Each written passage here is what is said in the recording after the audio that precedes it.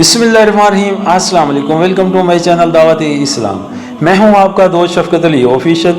उम्मीद करता हूं कि आप सब लोग ईमान के आला दर्जे पे होंगे। सूरह यूनुस आयत नंबर 18 का तर्जुमा। ये लोग अल्लाह के सिवा उनकी परस्तिश कर रहे हैं जो इनको ना नुकसान पहुंचा सकते हैं ना नफा, और ये कहते हैं कि ये अल्लाह के यहाँ हमारे सिफारशी हैं। ऐ मोहम्मद सल्लल्लाहु अलैहि वसल्लम, इनसे कहो, क्या तुम अल्लाह को इस बात की खबर देते हो जिससे ना वो आसमानों में जानता है ना जमीन में, पाक है वो और बालग बरतर है इस शिर्क से जो ये लोग करते हैं। सूरह यूनुस हाशिया नंबर 34। किसी चीज का अल्लाह ताला के इल्म में ना होना ये मानी रखता है कि वो सरे से मौजूद ही नहीं है, इसलिए कि सब कुछ जो मौजूद है अल्लाह ताला के इल्म में है।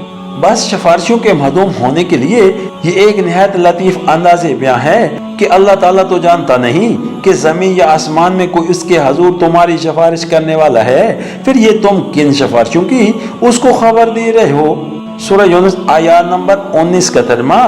इब्तदाए सारे इंसान एक ही उम्मत थे, बाद में उन्होंने मुख्तलिफ अकीदे और मसलिक बना लिए, और अगर तुम्हारे रब की तरफ से पहले ही एक बात तय न कर ली गई होती तो जिस चीज में वो बाहमी इख्तिलाफ कर रहे हैं उसका फैसला कर दिया जाता। सूरह यूनुस हाशिया नंबर 25। तशरीह के लिए मुलाहिजा हो सूरह बकरा हाशिया नंबर 230, सूरतुल इनाम हाशिया नंबर 24, सूरह यूनुस हाशिया नंबर 26।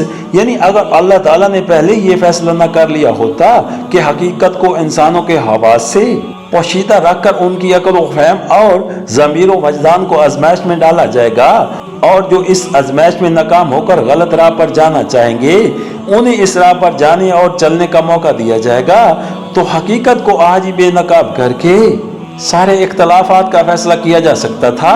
या ये बात एक बड़ी गलत फहमी को रफा करने के लिए बयान की गई है। आम तौर पर आज भी लोग इस उलझन में हैं, और नज़ूल कुरान के वक्त भी थे कि दुनिया में बहुत से मज़हब पाए जाते हैं और हर मज़हब वाला अपने ही मज़हब को हक समझता है।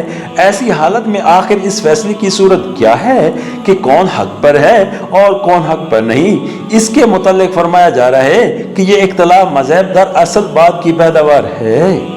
इब्तदा में तमाम नौ इंसानी का मजहब एक था और वही मजहब हक भी था। फिर इस हक में इख्तलाफ करके लोग मुख्तलिफ अकीदे और मजहब बनाते चले गए।